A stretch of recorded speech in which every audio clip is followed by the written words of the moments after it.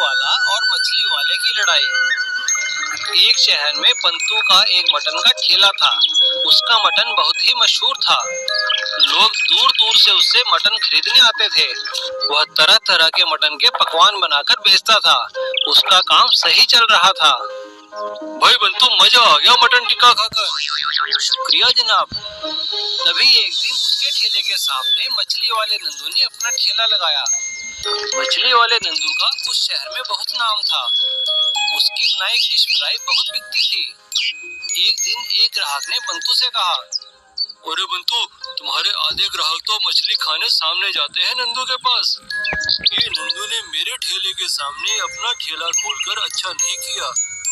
इससे मेरी बिक्री पर बुरा असर पड़ेगा। मुझे कुछ करना होगा। उधर बंतू के ठेले पर ग्राहक देखकर नंदू ने सोचा, जब से मैंने यहाँ अपनी दुकान खोली है, ये बंतू ने अपना मटन सस्ता कर दिया है।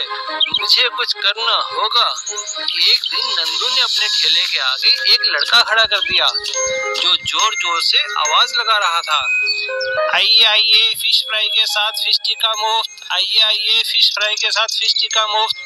यह देखकर बंतू ने भी बोर्ड लगा दिया, मटन के साथ रुमाली रोटी मुफ्त। अब बंतू की दुकान का मटन भी ज्यादा बिकने लगा। काफी दिन बीत गए, दोनों का ऐसे ही चलता रहा। एक दिन बंतू की दुकान पर ग्राहक कहने लगे, अरे बंतू, कितनी बदबू आ रही है मछली की।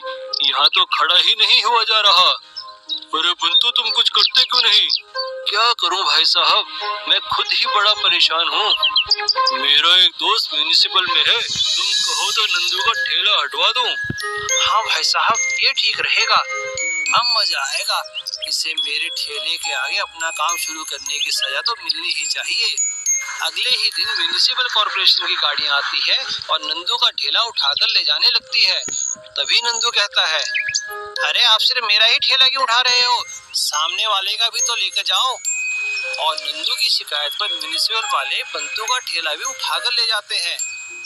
इस तरह आपस की लड़ाई में और लोगों के बहकावे में आकर दोनों की ही दुकानें बंद हो जाती हैं। वह दोनों अपनी गलती पर पछताते हैं। मुझे लग रहा था नंदू, मैंने तुम्हारे साथ गलत किया। तुमसे मेरी कोई दुश्मनी तो है नहीं। हमें आपस में बात करनी चाहिए, वरना हमारी लड़ाई में लोग फायदा उठाएंगे। हाँ बंतू, तुम ठीक कहते हो। तुम मटन बेचते हो और मैं मछली।